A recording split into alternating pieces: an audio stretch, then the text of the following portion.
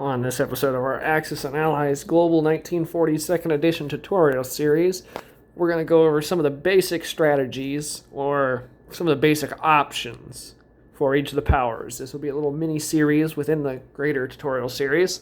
We'll go over each power one at a time, and we'll also discuss the overarching strategies you could have. Before I start any of this, I want to preface this by saying it really just depends on who's at your table, who you're playing with, how aggressive they are, how passive they are, what units they build, how risky they want to be. So no strategy is ever set in stone. No plan ever survives contact with the enemy. But these are just some of the basic options as each of the powers. And we'll go in turn order. So first we'll start with Germany here.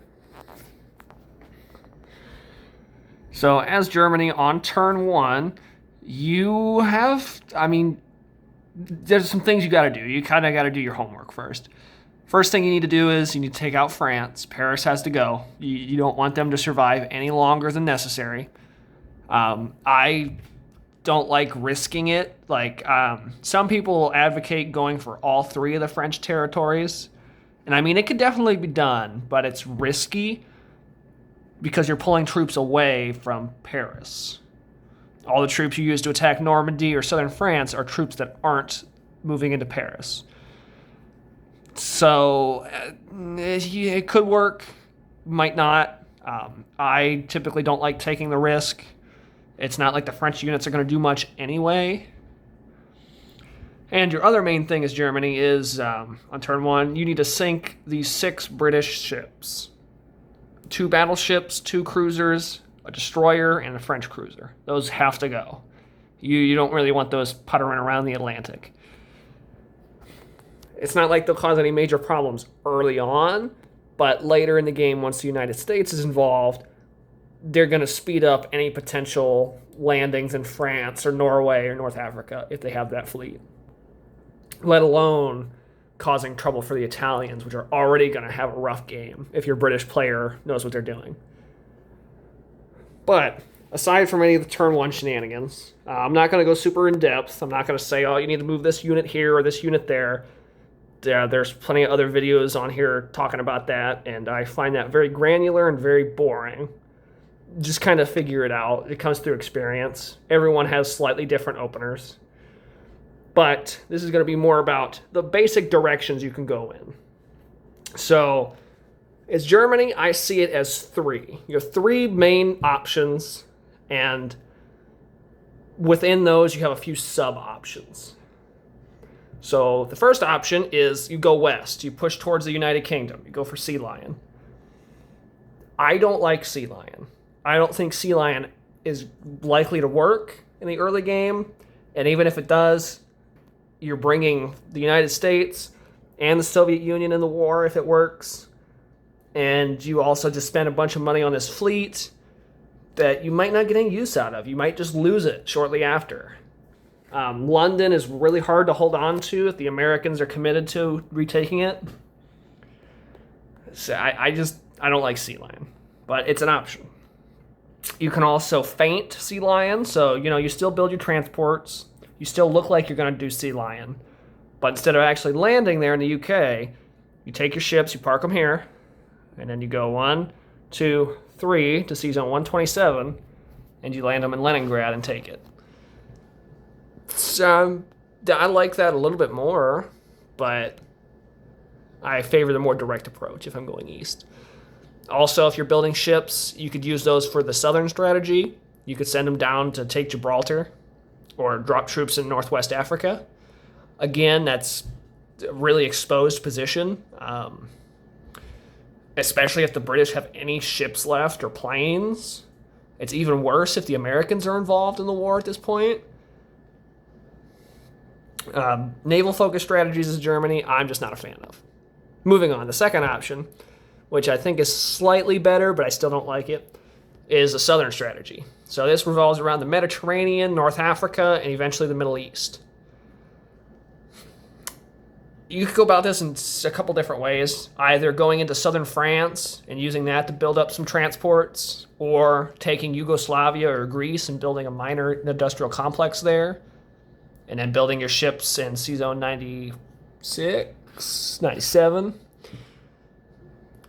It's okay, but again, I just don't like building ships as Germany, and it has the same problem that Sea Lion does. It takes resources away from fighting the Soviet Union.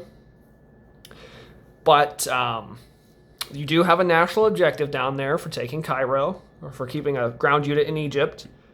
It's a gateway to the Middle East. It threatens British money and stops them from getting national objectives. So, I mean, there are bonuses there. But I just don't like it because I feel like the British are still going to be able to shut that down pretty easily. And if they can't, once the Americans come in, they're going to shut it down as well. I think North Africa is just a time buying measure for the Axis. I don't think you can really sit there and devote tons of resources to it and expect to get much out of it. At least not in the long term. Unless like the Allies are focusing on the Pacific or they're just not super experienced. Maybe like if you've been playing this game for 10 years and you're playing against someone that this is their first time, sure, this could work brilliantly. Another thing with the Southern strategy is it just revolves around Italy so much. And when we get to the Italian episode, you're going to come to see that Italy is extremely hard to plan around because you never know what they're going to have left because they're at the mercy of the British. Odds are they're only going to have like 4 ships left, which it's not a whole lot. Overall, the Southern strategy, it's better than Sea Lion, I think, but it still has a lot of problems. And the third major direction you can go is east towards the Soviet Union. I think this is the clear, obvious route to go. You should always be putting pressure on the Soviets. They're pretty much your primary threat. I see this game as, at least for the Axis, as a race. The Axis need to hurry up and take Moscow as soon as possible so the Soviets can't build anything so they can shut down this entire front. Once this front is gone, they can pivot south towards India if they have to, or even into China. Or, more realistically, they can bring everything back to the west, crush any Allied forces that land in France. And then you're just going to be able to build a giant Atlantic wall, and then you can launch Sea Lion. Not to mention, the Soviet Union gives you what? 15, 20 IPCs from national objectives alone, plus the money you get from the territories themselves. I think the Soviet Union is clearly the way to go. There are different ways you can go about it. You can go towards Leningrad first, which I think is the clear move. You can just try to go straight to Moscow, or you can focus more on the south, go towards Ukraine, Stalingrad, the Caucasus, and maybe into the Middle East from there. I tend to favor Leningrad then Moscow, but any of those could work.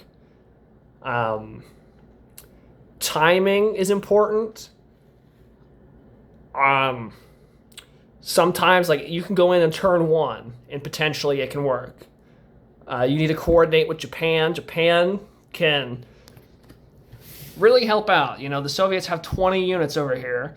If the Japanese can wipe all those out, that can be a big help. Those 20 units, if they make it to Moscow, they can make the difference in that final battle. But it's understandable if Japan doesn't want to do that, you know? If you want to wait, build up stronger forces, so it's not as risky. You can attack on like turn 3. I think that's probably the more standard play. I think it's a safer play. It might not be as flashy, but I think that typically gets pretty good results. And I think the only other 2 things I'm going to mention,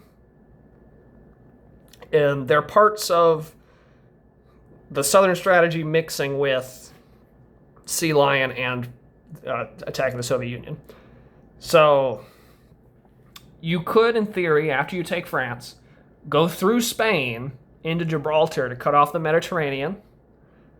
That'll make controlling this whole group of sea zones way easier if the British can't bring ships in. Same thing with the Americans. But the problem is you attacked a strict neutral, so all the other strict neutrals on the board are pro-allied now, meaning the allies are going to get dozens of extra units, dozens of extra IPCs.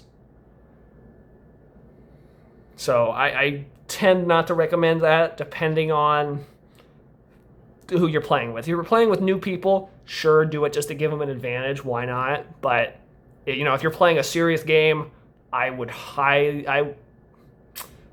recommend not doing that. And over here, you have the same deal with Turkey. Go through Greece into Turkey, and from there you can threaten Egypt, India, the Middle East, and the southern parts of the Soviet Union. I think this is a way better option, but still, you're attacking a strict neutral, so you have that concern. But I think you'd get more out of going through Turkey than you would going through Spain. And then you just have to kind of consider what kind of units do you want as Germany. Do you want to go heavy into tanks and mechanized infantry to move fast?